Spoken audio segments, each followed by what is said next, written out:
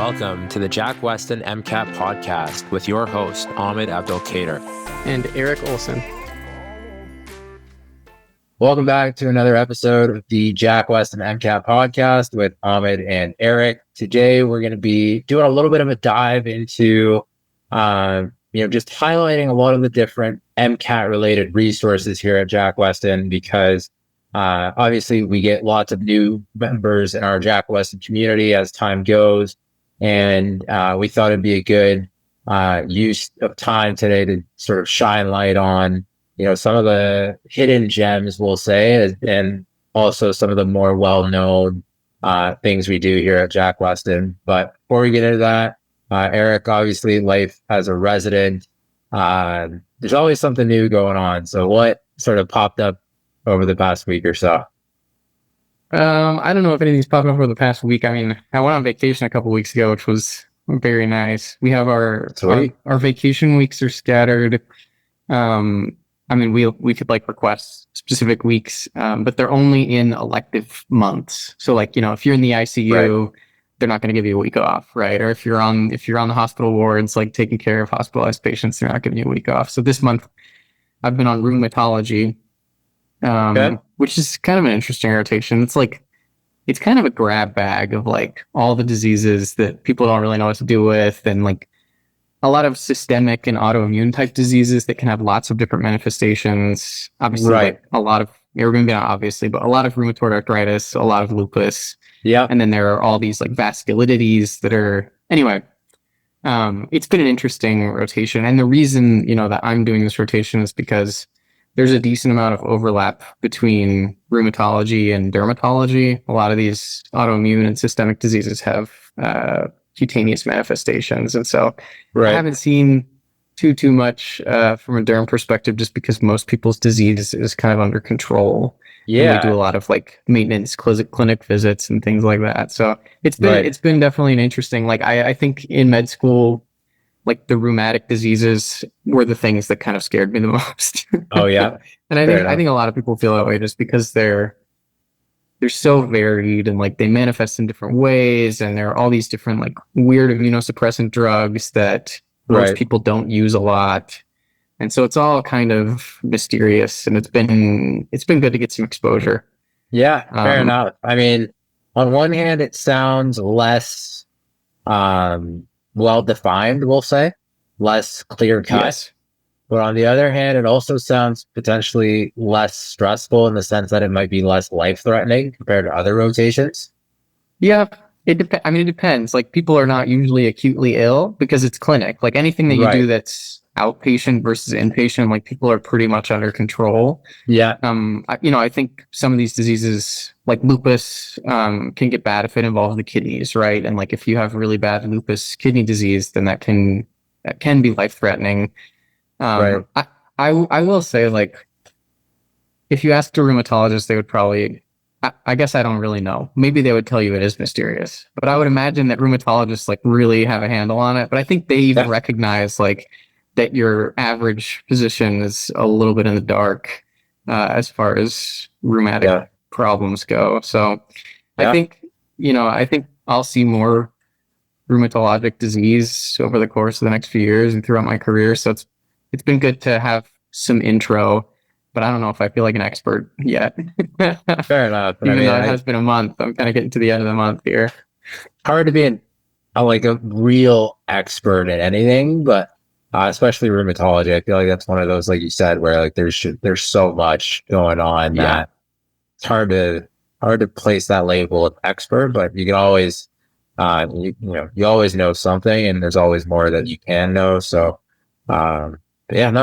especially as a resident, you're really not maybe other people would feel differently, but as a resident, I don't feel like I'm an expert in anything. I feel like I'm still just kind of getting my feet wet on things. Right. But yeah, thanks for, I had this idea to talk to Ahmed about kind of what he does at Jack Westin and what what services are available and what we offer. I'm relatively new to the Jack Westin team, and so I'm similarly kind of just getting my feet wet into all of the things that we offer and starting to work on some development in some different areas that are not so MCAT related and kind of more down the line of medical training.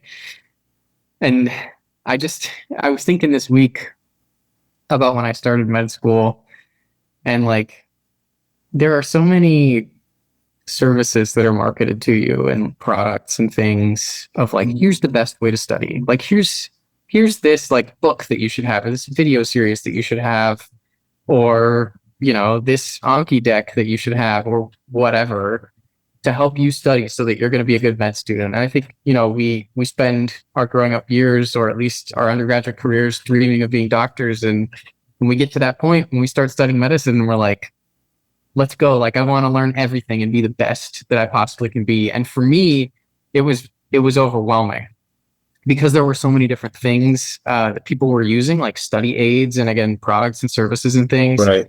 And I just remember like the first couple of months, I was stressed more about how to study and like what I should be doing and what services I should be using than the actual material. Like the material was, it was tough, but it was things I had prepared for. But I was like, I had friends paying $6,000 for a month-long course on, how the heart works. And I was like, do I need this? And so when I think about MCAT studying and things like that, I just thought, there are a lot of different opportunities and services out there.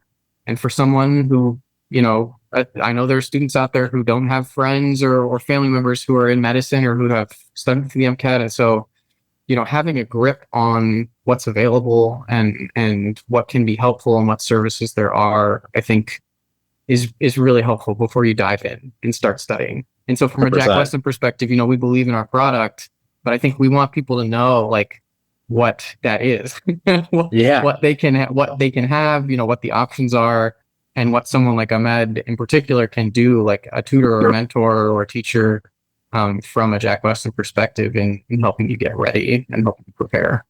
Yeah. And on that first point, like I hate it when people say like, this is the way, like that's so nonsense. It's never true. Anyone that says to you that like, this is the only way to do something is probably full of themselves. Like there's very few things where there's only like one way to do it. Right? Yeah.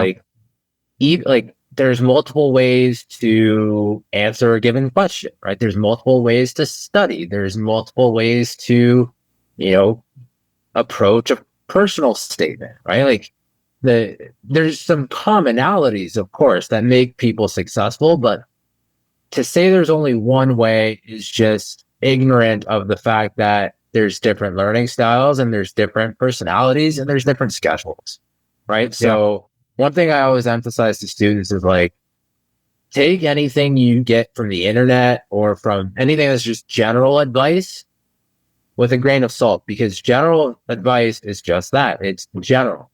And implicit in that is it works for some, maybe even a lot of people, but not everybody, right? And I'll give you an example relative to myself. Some people love studying in the morning. It gives them this sense of achievement and accomplishment in the morning. Does not work for me. I'm an evening person. I study actually really well between the hours of 10 p.m. and 2 a.m. Like I am. That is crazy, dude. That is crazy talk. But if it works for you, what are you going to do? And that's when I don't want to say most productive, but I'm certainly a lot more productive between 10 p.m. and 2 a.m. than say 6 a.m. and 10 a.m. Nothing's getting done in that window, respectfully. Like I know myself, right? Like the only thing that's getting done is the practice exam, right? Because I have to, right? But like, that's just like, that's me knowing myself, right? And so anybody that says like, you have to get up and be productive in the morning, like, and that's not even like an MCAT thing. Like if you go on YouTube, there's all these different people are always saying that mental, what's the word? Like mindset activate. It's not even like people that are like, have like well-defined like approaches to life. I get up at 6 a.m. I work out. I'm like, that's not me. That's just not me. Yeah. Right. But the point there being, there's so many different ways to succeed on the MCAT. And, obviously like I did well on the exam. I'm not a morning person. Did I succeed because I was not a morning person? Absolutely not. Right. Like there's so much that goes into this, and the main piece there is like like I said, there's not one way to do it. Right. So there are like main pieces that you need to have, right? Like For you sure. can't not put time in, right? Like, and you Correct. can't not cover the material, and you can't not do any cars practice. Like there are main things, but then like there are specifics about how you're going to do it that are different. It's funny that you're mentioning this, because I actually just today, I mean, you can see me, like I'm not super big, but like I work out occasionally. Yeah, I lift weights. And I was talking to I have a twin brother. You have a twin brother? Yeah, I have an identical twin brother, actually. Yeah. Damn, all right. It's funny, when we were, now I'm getting far afield, but when we were growing up, I was always like a little bit bigger than him, just a little bit chunkier, like a little huskier. Okay. And one summer I went to the Air Force Academy, like summer program, to like, they had, I don't know if you know this, Ahmed, so forgive me if you know this already, but for the different like branches of the armed forces in the US, they have like service academies, which are effectively like undergraduate institutions, right? Right. Yeah. And I was thinking about trying to go to the Air Force Academy, and I did this summer program, and they were like, we're gonna do a lot of running. Like there's a lot of running in the Air Force. And so I like lost some weight, and I came home. My brother was bigger than me, and he had been lifting that summer. Yeah. And ever since then, he's been a little bit bigger than me. So anyway, we were talking about our workout plans, and I was telling him like, oh, I've been thinking about doing like a little bit less days, give myself a little more rest, like really make my workouts really intense, and like try to switch it up that way. And we had been talking about it, and I got on Reddit and started reading people's experiences. And it's exactly like you say, like one person will be like, oh, you have to do it like exactly this way. Here's the muscle groups you want to exercise on Monday. Here's what you want to do on Wednesday. Right.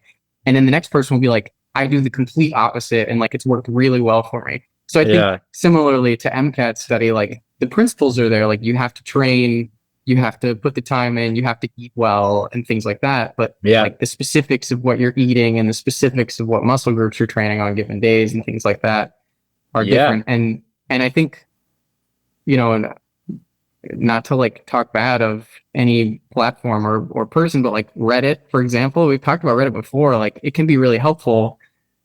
And some of those generalities are there, and people will talk about their experiences, but like you can't use the general advice from a forum like Reddit to create like a specific plan for yourself, right?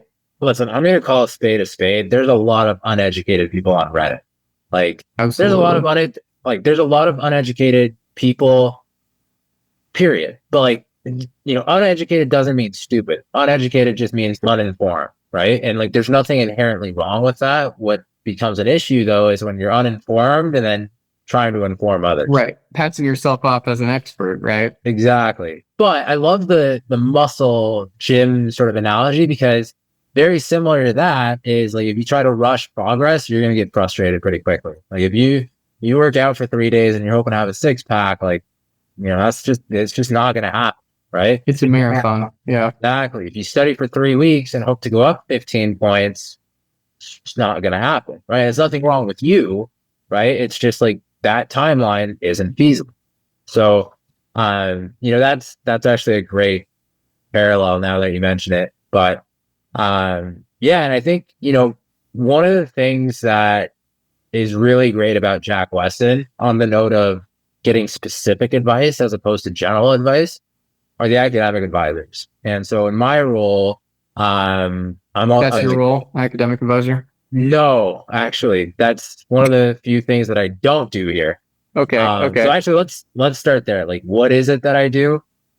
To be honest with you, I don't really know what my title is. It's just I have a lot of different responsibilities, one of which is still tutoring in a one-on-one capacity. That's how I joined the company. That was my first role. I do a lot of classroom instruction. So that includes, you know, office hours. That includes lecture style sessions where we're going through a lesson plan. That includes passage breakdowns. So a lot of student, like group facing stuff. And then as of late, I've been doing a lot more behind the scenes stuff as well, including, sort of interviews, right? So helping, make decisions as to, you know, who joins our tutoring department, Mm-hmm. I've been doing a lot of content prep. We've secured a pretty big partnership with a school system that I've been devising sort of session plans for. And so, and also just, internal sort of quality assurance type of stuff, occasionally, reviewing particular sessions, classroom, tutoring, etc. But A lot of hats, a lot of stuff. yeah. And so, Keeps you busy, I'm sure. yeah. And that's honestly like, it's a testament to the organizational structure is that like, I've only been here for like literally exactly 12 months. Like, I think I got hired late April 2023. And within a year, I'm already like you said, wearing all these different hats. And I don't know that that would have been possible everywhere. Obviously, part of that is dependent on the quality of my work, but the other part of it is dependent on, are you given opportunities to do new things? And that's one thing I've been really fortunate for here. But what I was saying there is like in all those different roles, like I interact with the academic advisors frequently. Every tutoring student is assigned an academic advisor that they can meet with and get personalized feedback, right? New students are sort of brought into the Jack Westin community by way of an academic advisor. And the reason that's so important is because you'll get specific advice, right? Like if you go on Reddit and get general advice, like, oh, I did a course, or, oh, I did tutoring, or, oh, I used this flashcard deck, or, oh, all of that stuff is awesome because you get exposed to some things that can work, right? But what works for you might not work for somebody else and vice versa. And so what's really cool is that you get this complimentary 30-minute meeting with an academic advisor to sit down and go over sort of where you're at and what sorts of steps you need to take to achieve your goals, right? And that way you can make, informed decisions as to your prep, what do I need to do more of? And whether that's, if it's admissions, it's as simple as, okay, these are the sorts of timelines that I need to follow. Or, this is a resource in the form of admissions help that I could look to take advantage of, and this is how it'll support me. Or, this is my current MCAT test date. This is my current score. This is what I want. This is reasonable. This is great. Or maybe I need to push it back, right? And so, you get this honesty, but you get this open space where like you can just communicate. This is where I'm at. This is how I'm feeling. And it's a discussion very similar to the one we're having now. You just, you can hear from someone who's seen it with hundreds of students, right? And I think for me, like thinking back on my MCAT prep, having that support system, I think is huge. And it's one thing to have support system from like family, like they're almost required to support you, right? But like when people who are seemingly, and I want to emphasize the word seemingly there, not invested in you, are like actively supporting you, that is entirely different, right? Like for me, a colleague of mine now here at Jack Westin, we went to, college together, was a big help for me in my prep because he actually tested before me, and scored, phenomenally well. And we always had a healthy rivalry, but, I struggled a little bit, in my prep, especially with cars. And he was always sort of, giving me advice, and he didn't need to, but, it was just somebody who had more experience than I did that wanted to see me succeed. And, that's really what an academic advisor is in a nutshell. And so that's one thing I really appreciate about, the system we have in place is that students get funneled to those advisors first, because somebody can come in and say, I want tutoring. When really it might be the course that's more beneficial for them. Right. And so just getting that informed sort of expert advice that's tailored to them is huge, because it makes my life really easy as well. Like when I consult a student who's already met with an academic advisor, I can spend that time focusing on, the things that the advisor has identified as important. And it's just so much more efficient. Yeah, I will say, I mean, and I kind of alluded to this, but like, I didn't have, it sounds like you had a great resource and like a buddy who was like a step ahead of you maybe. Yeah.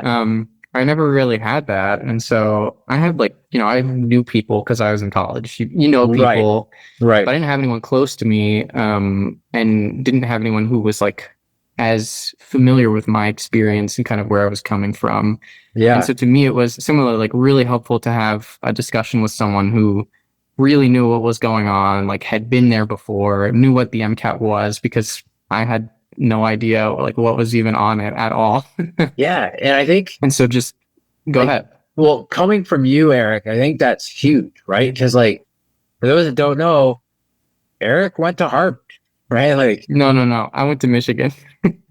but you interviewed at Harvard, Oh, I did. Yeah. Yes, I right? did. Sorry, mixing you and Jaden up. Went to Michigan, but interviewed at the Harvards of the world, right? Like Yeah. Eric is clearly bright, but even Eric, had a It's point complicated. of right, like Yeah. there's a like I want to bash this idea that like for some people the MCAT just comes easy because I don't think that's entirely true. Like you're a perfect example of that, right? Like somebody who was, recognized by the top institutions in the country and the world as being, qualified and, uh, worth isn't the right word, but like, these schools want hear you. you on their Yeah. campus, right? Because, there's something they see, right? And because you've excelled in all these other areas, still had to figure out the engine, right? Yeah, it's just different. It's different from anything you've ever done. And so even if you've excelled in other areas, it's just hard to know where to start and where you need to go. Right. And so having that kind of someone to act, and I hope I'm not mischaracterizing this, but someone to act kind of, it sounds like a supervisor, like a quarterback, to tell you like, here's what you need to be doing, and like here's what our plan should look like. And I think I got on the Jack Westin website recently, and there was a banner. I think it said like free consultation with an academic advisor for an hour. Yeah. So like that's a really valuable, like that's actually a real giveaway.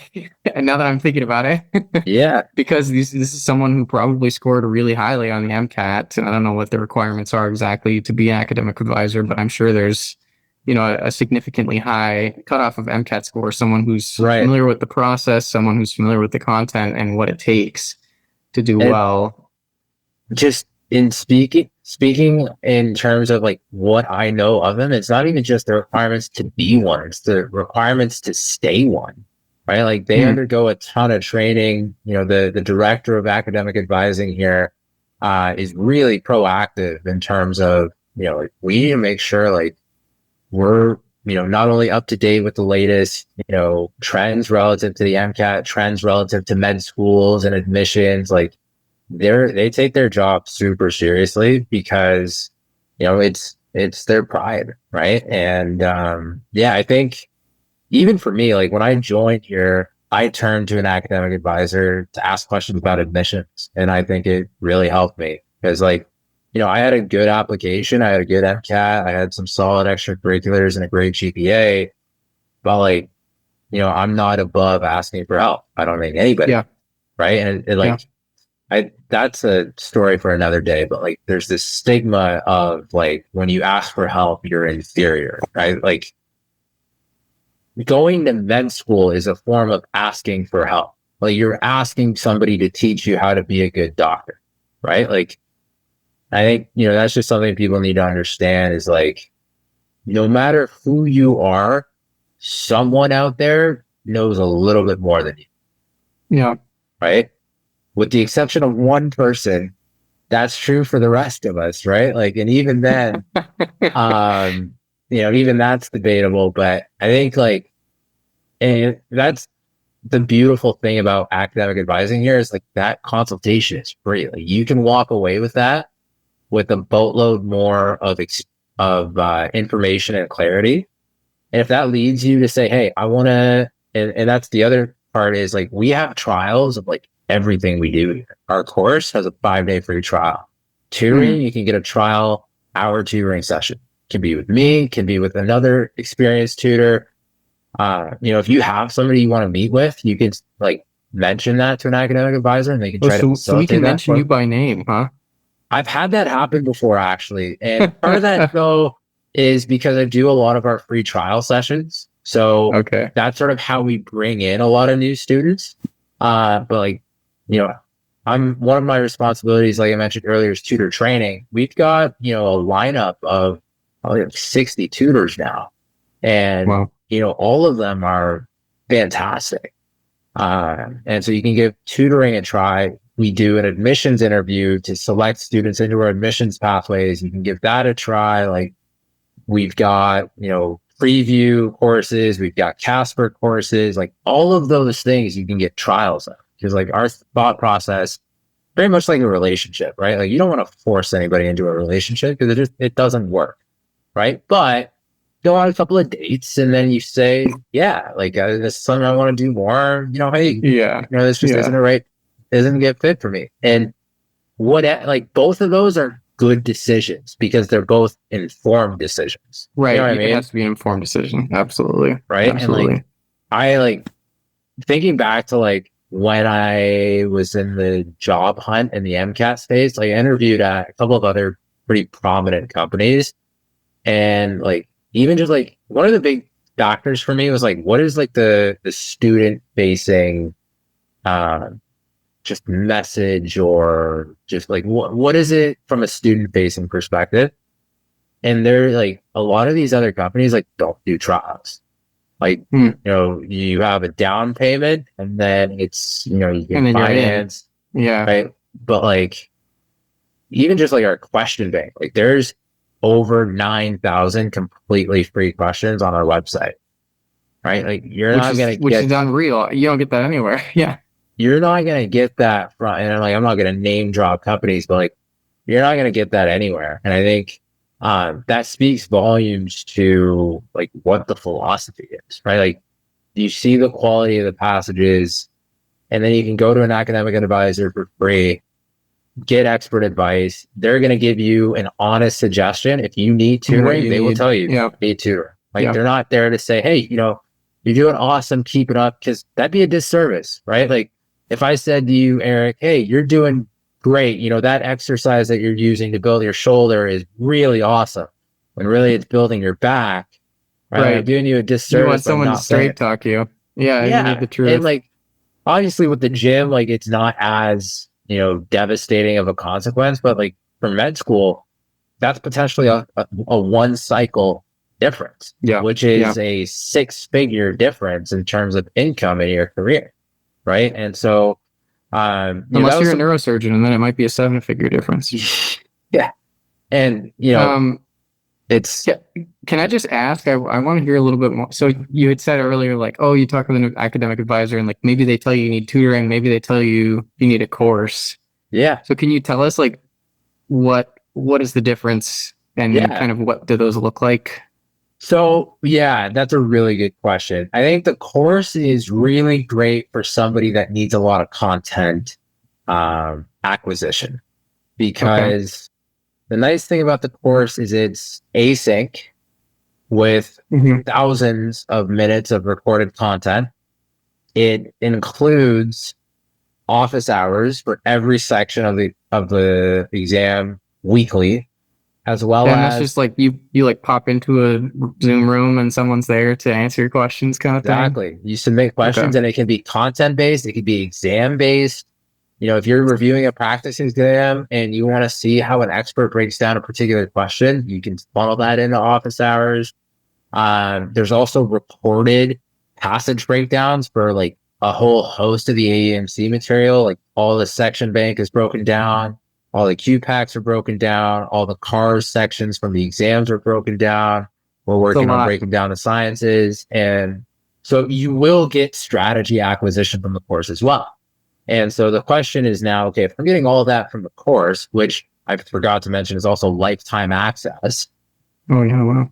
What am I getting in tutoring that I'm not getting in the course? And the simplest answer to that is the course will allow you to, like I said, gain content, which is one thing, but it'll show you demonstrations of successful strategies. Where tutoring comes in is it's feedback on how you're implementing your strategies, right? Because the course won't talk back to you, right? Whereas a tutor can. And with tutoring as well, you're getting another living human being in your support system, right? To give you feedback and to direct you, and how much tutoring then do you do? I imagine there are like different levels available of how much tutoring time you get, or what does that look like? Do you know? From a student facing perspective? Yeah. So the nice thing about what we do here is we offer a number of different packages. I think off the top of my head, there's a 10, a 24, a 45, and a 60-hour package. Obviously, the more hours you get, the cheaper it is. There's also 2 tiers of tutoring. We have a professional level and a director level. The difference with that, the director level is just more experience and a longer track record. And again, like speaking from my experience in training our tutors, like our professional level tutors are phenomenal. It's just, there's a little bit more tenure with a director level. And some people are more comfortable with that. And some people just really find an awesome connection with a professional level tutor and roll with that. And I've seen professional level tutors get some major score improvements, as I have from our director. But to answer the question there, the other cool thing about anything we do here at Jack Westin is how we finance things for students. So on one hand, we've partnered with a firm, and if any of you guys have ever done online shopping, like you'll see their logo, and you can spread invoices out. With us, the options are 6, 12, and 36 months based on what you qualify for. But what's really, really cool is we offer an in-house interest-free payment plan. And that can be spread out over 6 months, and you're literally not even paying a penny extra, but you're just spreading something out over 6 months. And I don't know the inner workings of other companies, but like I would assume that's not a common thing. I'm sure somebody does it, but like if you think about it, the company only stands to lose from that potentially, because somebody could just not pay an installment. Say, I've had enough. Thank you very much. And like, not really much you can do, right? But when you go through a firm, the business gets their total, and then it's almost like a mortgage, right? Like a firm covers your payment, and then you owe them now. And this is taking out that other person in this transaction and just going directly with Jack Westin. Yeah, exactly. And it speaks to the commitment to just student support, right? Because we could, like, in theory, we could have offered an in-house payment plan with interest that's cheaper than a firm. Like, that's something we could definitely do, but we don't, because that's not the point. The point is to make access, equitable, right? Or to increase accessibility to the things that we offer. And one of the things I learned early on is that we're actually like a decent bit cheaper than most prep companies. Like there's courses out there. I remember like a buddy of mine was looking at MCAT courses, and he was saying, some of our competitors charge anywhere between $2,500 and $3,500 for a course. And that's like limited access, right? Our complete course is lifetime access, $1,500. So it's significantly cheaper, and you have it for as long as. And it's so much. I'm sorry to interrupt you, but the course, like, what did you say, 9,000 questions, something like that? So our question bank isn't even it's free. Like that's not even part of the course. And it's thousands of questions. That's unreal. I mean, you talk about like when you were interviewing and you were interviewed at some different places, and when I interviewed here, I remember we just had this long conversation about like, why are we doing this? Like, why are we making so much stuff free? And similarly, like you've talked about some of the new things that are being rolled out and working with some large educational systems. And as we talk about the things kind of from a strategic standpoint and like what do we want our entity of Jack Westin to be?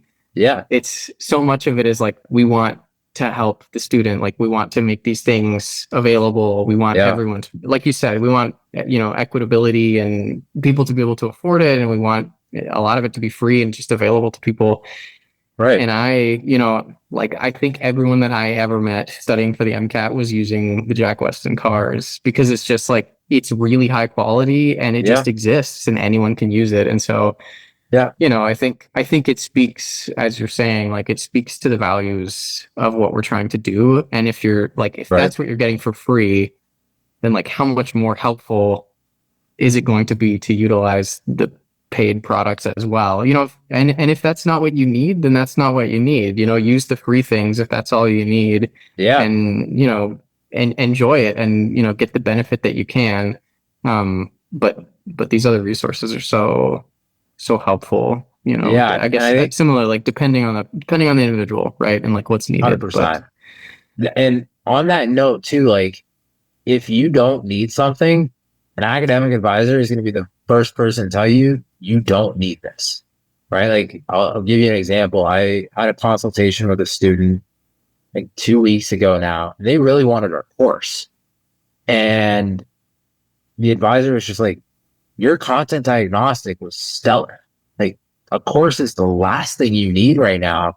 What you need is time management, right? And you get time management from an effective strategy that you can use to break passages down and answer the questions. The course will give you that, but it's going to give you a demonstration. You need feedback, right? Like, feedback is what's going to be someone to watch you do it. Yeah, exactly. Yeah. And so the advisor was able to sort of bring that to the student's attention and say, hey, you don't need you don't need the course. A few hours of tutoring is actually going to be better for you. It ended up being cheaper for the student as well. Yeah. And so, like, they could have said, yeah, get the course. We'll make more money that way. Yeah, great idea.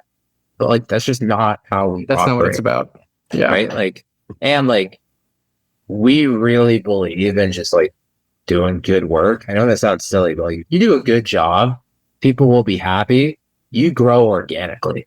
You know what I mean? Like, if I wanted to open my own medical practice, I don't think it's worth it for me to go like convince people to be here, right? Like, come see me. Like, I'm so great. Like, do good work, and like, that takes care of itself, And I think even applying to med school is kind of the same way. Like, you do good work throughout your undergrad, both in the classroom, on the MCAT, and beyond, and you just speak organically in an essay. It'll be clear, like, hey, you don't have to beg. Yeah, exactly. Right. And like, it's funny, man. Before I get too far off topic, I was in an interview earlier this year, and as you're checking in, like, they put everybody in this big like Zoom conference room before like the dean comes on and gives you like a welcome message. And some of these kids were talking, and one of them, like, almost verbatim was like, man, y'all don't know what I would do to get in here. And I was just like, oh boy, that's not gonna look good. Yeah. But yeah, I think there's something to be said for letting your work do the talking, kind of. But I mean, so you're talking. Sorry to interrupt. You're talking a little bit about admissions, and you mentioned that I think you mentioned there's an MCAT course, right? Or MCAT strategies stuff and admissions. Like, what are the differences there as well? Yeah. So, I mean, admissions is the final piece to the puzzle. Admissions is like, you already took the MCAT and now you're like in the process of putting your application together, kind of thing. Exactly. And so our admissions pathway has a 94% success rate. Like, 94% of the people that go into our admissions pathway get into medical school. The reason that number is so high, which is more than double, I think, the national average, is because we don't just take anybody, right? So I mentioned that admissions interview earlier, and there's certain criteria you have to meet. Like, I think, off the top of my head, I think, they're not hard requirements, but like, we strongly encourage, I think, like a 3.4 GPA and a 503, 504 MCAT. This is to be admitted to like the program as a student, as an applicant. Correct. Okay. And so that admissions interview is free, right? And from that, you will get feedback on like where you need to improve your application. And the other cool thing is it's actually not like you don't really get rejected from the pathway. It's just, we would tell you, we can't help you get into med school this cycle, but if you're willing to apply the following cycle, you can start with us now and we can start getting you on. But part of that goes back to just being honest, right? Like we are really good at what we can do, but there are some things that we can't do, right? Like we can't guarantee acceptance to med school for somebody with a 480 and a 3.0. Yeah.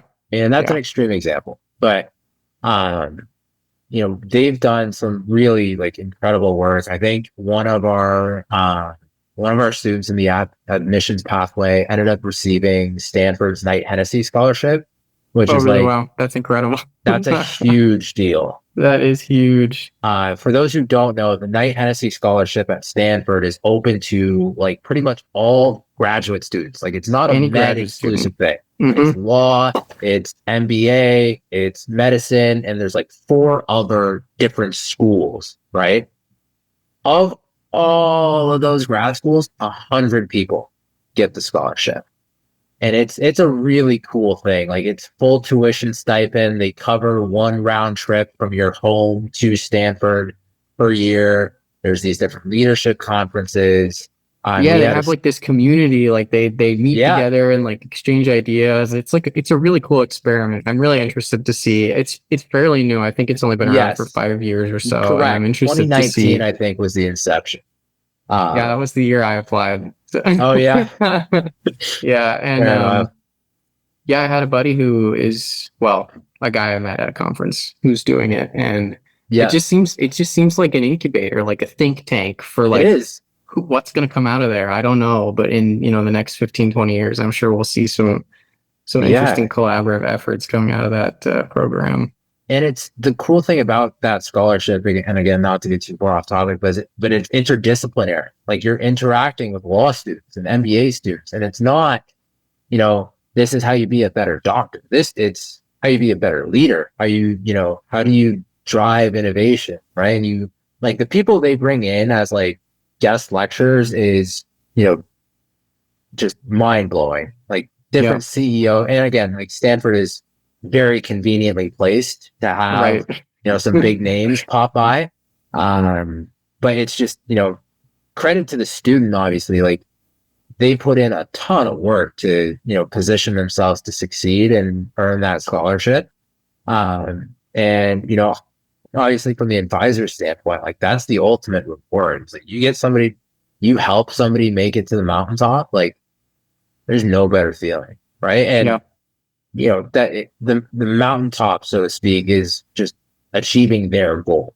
You know what I mean? Like there's no difference in satisfaction from an advisor's standpoint, helping somebody get the Knight Hennessy scholarship or getting another scholarship at, a different school, or just getting into med school. And I shouldn't even say just, like if their goal was getting into med school, there was no sort of scholarship application or ambition involved, and they achieve their goal, we won, but to answer your original question, usually students will take the MCAT or will be in the process of taking the MCAT. Usually students will be done the MCAT by the time they enter the admissions pathway, because typically most students really ramp up the admission stuff in like March, but some students are sort of doing them side by side. It's a great way to get personal statement feedback, and depending on which sort of admissions pathway you choose, some of them are really outstanding. Some of them include a guaranteed acceptance. Some of them include unlimited, or one of them I think includes unlimited interview prep, which is a big deal. I think the other ones off the top of my head include like 8 and 3 hours respectively. Still a lot. Different number of secondary essay applications. Some of them include scholarship essay edits. And similar to an advisor, you get just continuous feedback, right? Whether that's email or a meeting like this, just getting that timely feedback from somebody who's seen what it takes to get into a Stanford, into a UCLA, right? Like Yeah. I have to say, I mean, I hope that no one is out there thinking like, oh, these guys have this great track record because they have these cutoffs of like who they're accepting to their admissions program. And Right. I think it's, you know, it's a fair point.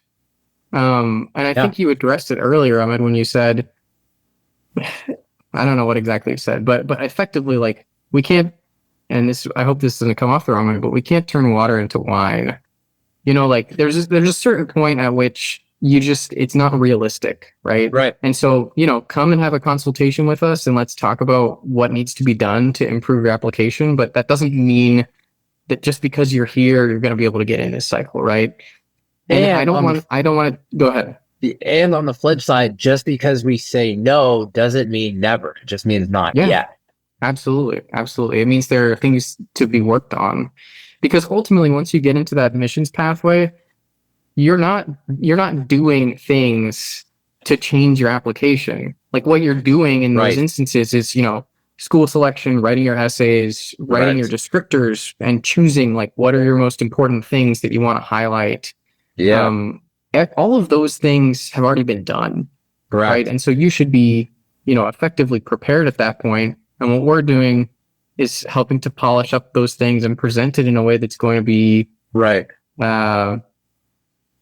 I have all these terrible adverbs in my appetizing, enticing to admissions directors. Just I don't know. highlighting your best assets as an Highlighting your applicant. best aspects, right? And It- putting it together in a polished manner, right? Because as you said, these advisors are individuals who have done it and have helped other people do it and have seen Yeah. success many times. And again, you Yeah. know, just like the MCAT is kind of a black box and an unknown entity, Yeah. the application process and the MCAS application is daunting. And so having that support is, I think, Yeah. understated and, Yeah. and not emphasized frequently enough. One thing, too, and just speaking from personal experience, this year was obviously my first year applying through AMCAS. And I really, like, I didn't know what to expect. And, you know, I knew I had a good application. I would say I had a above average application. I didn't know where, you know, it fit in the grand spectrum, right? Yeah. And I was always hesitant to take advice from people that were like close to me. For example, the surgeon who's operated on me a couple of times was a Dartmouth med grad. I think, let's say around 2010. Yeah, around 2010, graduated med school. So he's been practicing now for about 10 years. And he's like, dude, like, you're going to get in like wherever. And I was like, I appreciate the vote of confidence, but like, that's just Calm down. It was 15 years ago. Or I And- guess he probably applied, you know, 20 plus years ago, right? Yeah, and like he was like, it's a lot harder to get in now, but like he's like, dude, like if I was on an admissions committee, like why would I say no? But in my head, I'm like, it's not that you're saying no to me, you're just saying yes to somebody else, right? And like Yeah. that's the unknown is like, you They know, don't know the like landscape. you know how good your application is. But that's the thing with getting into med school is it's not how great it is, because at a certain point they're all great. It's how great it is relative, right? And hearing from an advisor or an admissions expert here that no, like this is an application that can get you into these schools changes things because they've seen what it takes to get into that school. Yeah. Whereas for me, going in on my own, I had no clue, right? And so like I remember getting my first interview invite, and I was like, not gonna lie, I didn't know if that was coming, you know, like, and like I, you know, had the textbook sort of top heavy AMCAS application and still had an over 50% interview rate. Yeah. And I just like, I had no idea what to expect. And I think in hindsight, I don't think this was a big factor, but part of me was like, I'm just happy to be here. Like, I didn't think I was Yeah. going to get here. You know what I mean? Yeah. And, you know, I wish I had more of a, you know, like I deserve to be here. And not to say I didn't try to get in, because like, obviously you try to get in, but like, I think maybe I was nervous of like being out of place. And, having somebody to say, like, you're here for a reason, like this application is, you know, it's not surprising to see it yield an interview at X, Y, or Z. I think it'd be really helpful for students to, especially in terms of like overcoming imposter syndrome, because like that interview I mentioned with this, like the conference room, I went in and I was expecting like, I have 9 publications and I like found this really promising therapeutic drug for cancer. And I like, did something with COPD and I started whatever chapter at my school. And it's just like, it wasn't that at all. It was, I went to this less than heralded school in upstate New York, or I went to school in the middle of nowhere in Iowa, or like, it's just like, oh, wow. Like that's actually like, that's kind of cool. Like, not to say that like there's anything wrong with that. Absolutely not. But it's like, you have this conception of like, oh, I'm from the middle of nowhere in Canada. I don't belong here. And then you have Iowa and like Northern New York and, all these other places that you wouldn't necessarily associate with some of the schools that you're interviewing at. And that's perspective I just didn't have, Yeah. And so it's helpful to have that perspective, right? As you were getting ready for the process and 100% think of it. Well, Ahmed, why don't you give us some final thoughts, on Jack Westin and kind of what it can do and what we offer.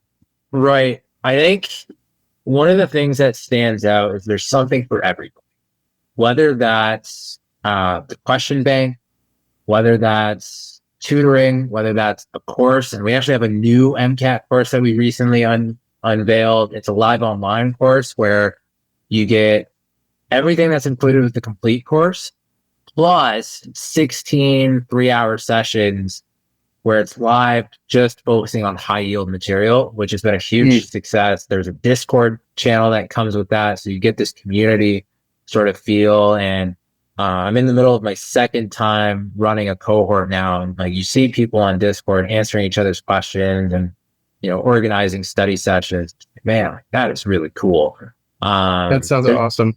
Yeah. And there's the Casper and the preview course, and there's admissions, and so there is something for everybody. And the other thing that's exciting too is we're coming out with practice exams soon, before middle of summer for sure.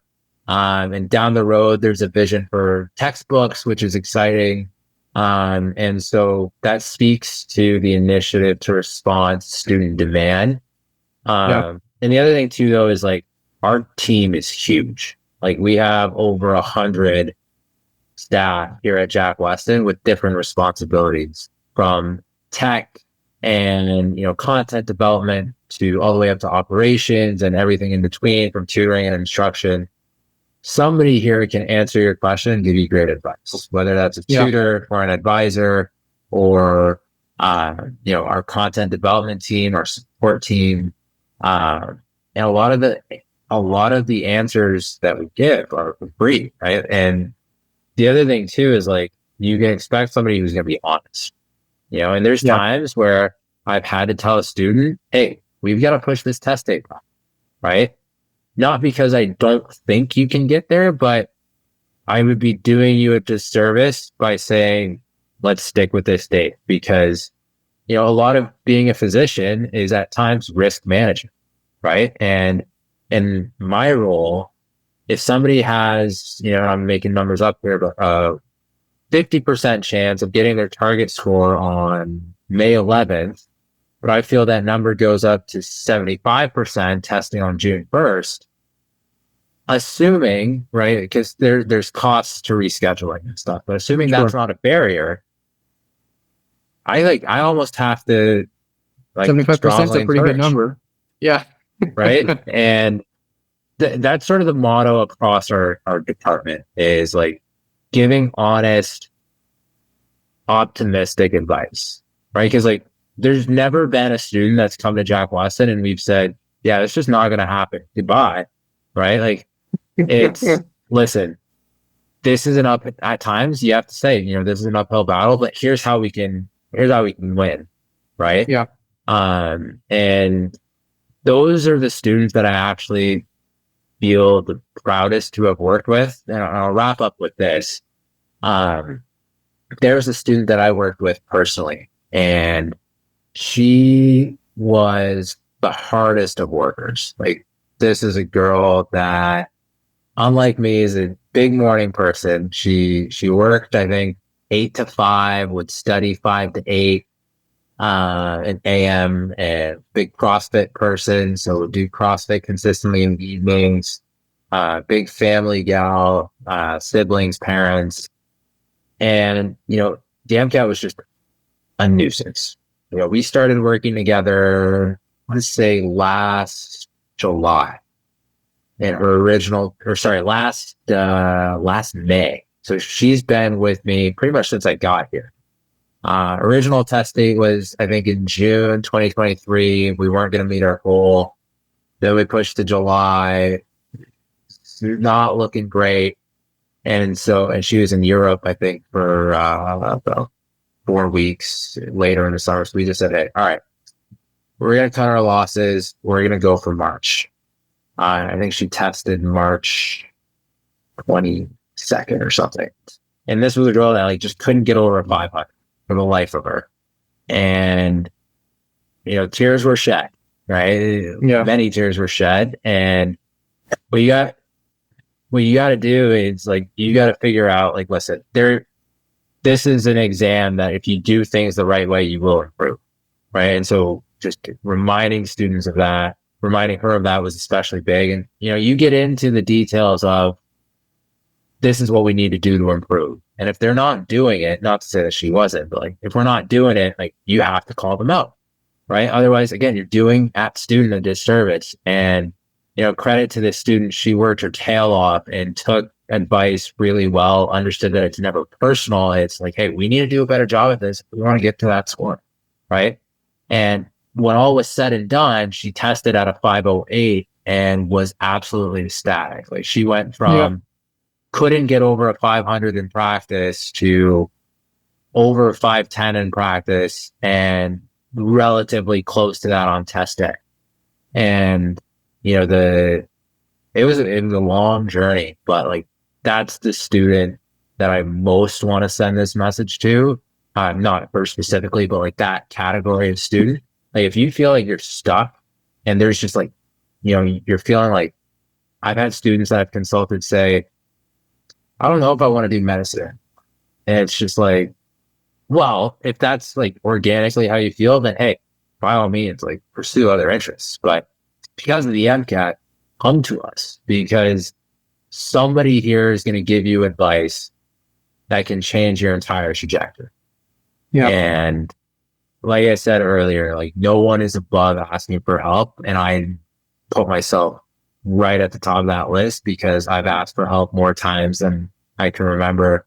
And so that's where I want to wrap up is, if you're feeling stuck or if you just need advice, come to us, because you're going to get honest and informed advice that can help you make an informed decision. And that's our entire goal. Whether that informed decision yields joining the Jack Westin community or pursuing a different avenue, we're satisfied knowing that student is better off having come to us. Whether they stay with us or not is up to them. And if they make a decision that's in their best interest to do something else, we wish them all the best. We support them. Absolutely. Yeah. I love what you say. Thanks for your thoughts. Thanks for answering all my questions. Yeah. And I love the idea that there's something for everyone. If you're struggling to get over 500, we've got something for you. If you're at a 512 and you're trying to jump up to a 520, we can help you with that. Yeah. If you need help with time management, if you need help with cars, if you need help with that one thing in physics that sucks and that you don't understand. Oh, believe me, there's more than one. We can help you with that too. But beautiful. Thanks, Ahmed. One thing I just wanted to mention, we want to do an Ask Me Anything episode. And so we'll put a link in the description to a little survey. If you guys can send us your questions, we'll be happy to answer. Yeah. anything and everything that you have. And maybe we'll try to get Jaden on board as well, so we can do all three of us and answer whatever questions you I'm all going to have. channel my inner YouTuber for anybody watching this. The link's going to be right there. Link in the description. Yeah. Yeah. And yeah, so on that note, obviously Eric and Jaden are in their residencies now, having graduated from med school. I'm hopefully entering med school in a couple of months. So lots of different perspectives there. We want to hear from you guys. What questions do you want asked or answered? What do you want to see on a future episode? Just let us know. And that episode will likely air in about 3 weeks' time. So lots of time to get those questions in, and we look forward to hearing from you guys. Probably around middle to end of May. Yeah. We'll figure it out. Well, we might even have a med school announcement on my end. There you go. We'll cross our fingers. Yeah. We'll see. But yeah, big couple of weeks coming up for me. But in any case, I appreciate everybody listening tonight. And like I said, if you guys need anything, have any questions, connect with an advisor here. And let's get to work towards helping you get to your goal. And whether that's with us or through independent study, we'll support you as best as we can. But looking forward to welcoming more new faces to the Jack Westin community as the summer goes on. Both obviously with students and as our team continues to grow. I'm just excited to see where the company goes from here. And it's a fun time to be part of the community. All right. We'll see y'all next week.